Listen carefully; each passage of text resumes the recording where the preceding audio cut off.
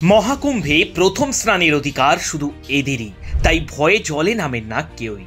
হ্যাঁ, মহাকুম্ভে কেউ যদি ভুল করে এদের আগে জলে নামেন তাহলে আর রক্ষে নেই, কারণ এই মহাকুম্ভকে তারাই প্রথম দখল করেন আর তাদেরই এই মহাকুম্ভে প্রথম স্নানের অধিকার। আর সেই কারণেই এদের আগে কেউ আজও এই মহাকুম্ভের জলে স্নান করার সাহস দেখান না। আগে এরাই প্রথম স্নান করে আর তারপরে সুযোগ পায় কোটি কোটি মানুষ এই মহাকুম্ভের জলে স্নান করার। কিন্তু এরা কারা যারা আজও প্রথম অধিকার পায় এই মহাকুম্ভের জলে স্নান করার? তাই আজ শিবের বাড়িতে জগন্নাথের এই ভিডিওতেই সবার প্রথম দেখে নিন মহাকুম্ভে বহু যুগ যুগ ধরে ঘটে যাওয়া এই অজানা রহস্য। হ্যাঁ, মহাকুম্ভ মেলা সবার জন্য হলেও প্রথমে কেউই মহাকুম্ভে এদের ভয়ে জলে নামেন না। এমনকি দেশের প্রধানমন্ত্রী থেকে রাষ্ট্রপতি কেউই এদের আগে মহাকুম্ভের জলে স্নান করতে পারেন না। তবে কথিত আছে সব তীর্থ বারবার, কিন্তু এই মহাকুম্ভের তীর্থ জীবনে একবার। কারণ প্রত্যেক 12 বছর অন্তর অন্তর ভারতবর্ষের 4টি স্থান প্রয়াগরাজ, উজ্জয়িনী, হরিদ্বার ও নাসিকে এই কুম্ভ মেলা অনুষ্ঠিত হলেও এবার সেই 12 বছরের যোগে প্রয়াগরাজে এই মহাকুম্ভ ইতিমধ্যেই শুরু হয়ে গেলেও আদতে এই মহাকুম্ভ কিন্তু এবার 144 বছর পরে পূর্ণ কুম্ভ।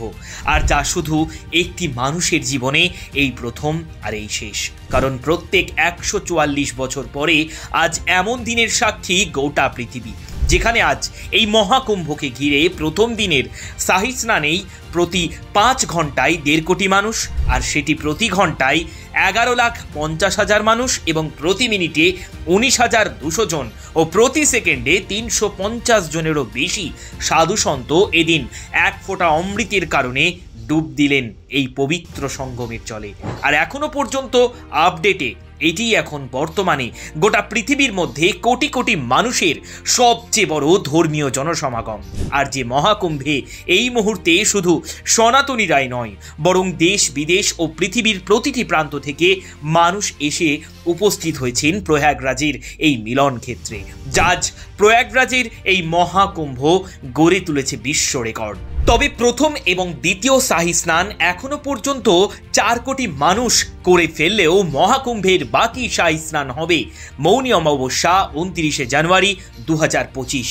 চতুর্থ শাহী স্নান অনুষ্ঠিত হবে বসন্ত পঞ্চমীতে 2025 সালের 3রা ফেব্রুয়ারি। পঞ্চম শাহী স্নান অনুষ্ঠিত হবে মাঘী পূর্ণিমা 12ই ফেব্রুয়ারি 2025।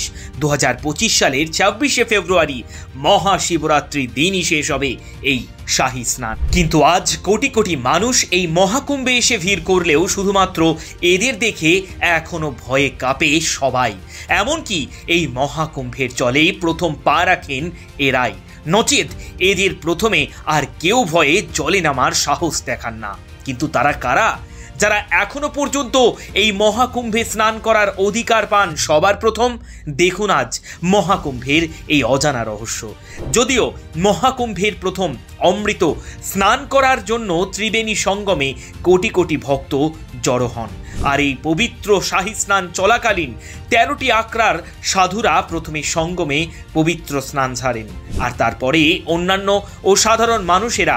কারণ আজও এই মহাকুম্ভে প্রথম শাহী স্নান করার অধিকার রয়েছে কেবলমাত্র নাগা সন্ন্যাসীদের।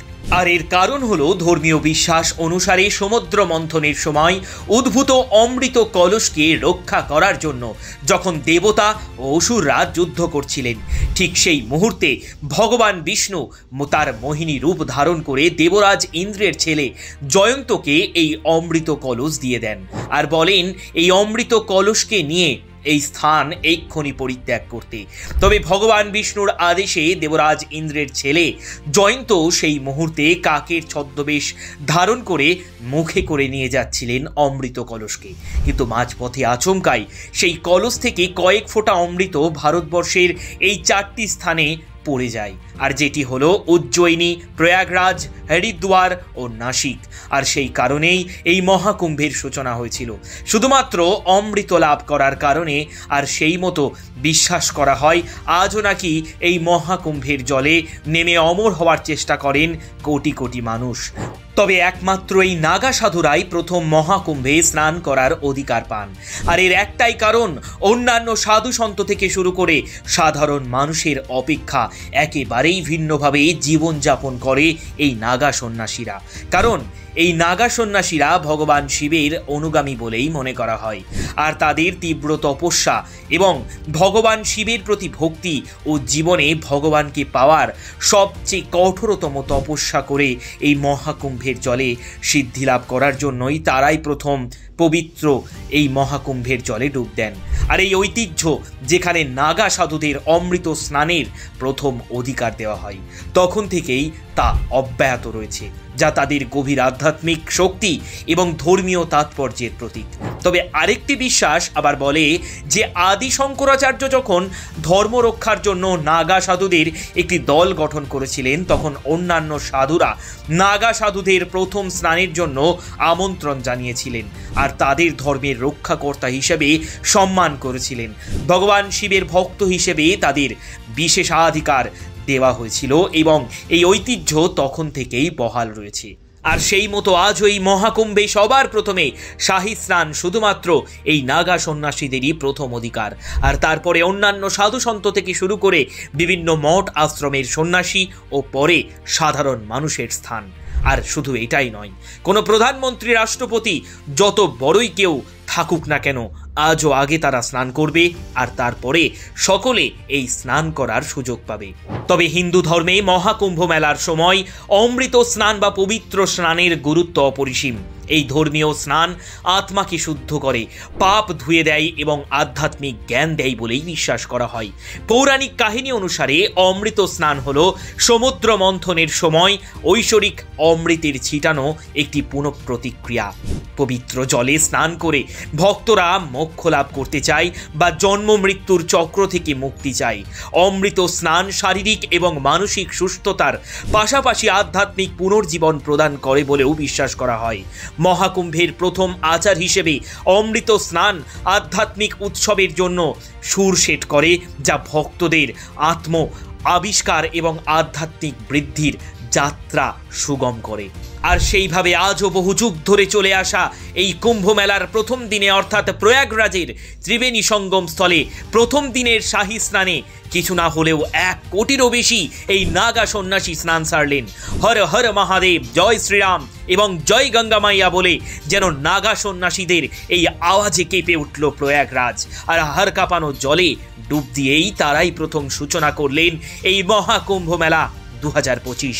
তাই আজ মহাকুম্ভ সম্পর্কিত এমন ঘটনা প্রথম আপনার শুনে কেমন লাগলো জানান আমাদের কমেন্ট বক্সে। আর মহাকুম্ভের এই আশ্চর্যজনক ঘটনা সকলকে জানিয়ে দিতে অবশ্যই শিবের বাড়িতে জগন্নাথের এই ভিডিওকে বেশি বেশি করে ছড়িয়ে দিন। তবে আমাদের পরবর্তী ভিডিওর আপডেট পেতে অবশ্যই শিবের বাড়িতে জগন্নাথকে সাবস্ক্রাইব করে পাশে থাকা বেল আইকনটিকে প্রেস করে থাকুন। জয় হোক পবিত্র সনাতন ধর্মের, জয় হোক মহাকুম্ভের।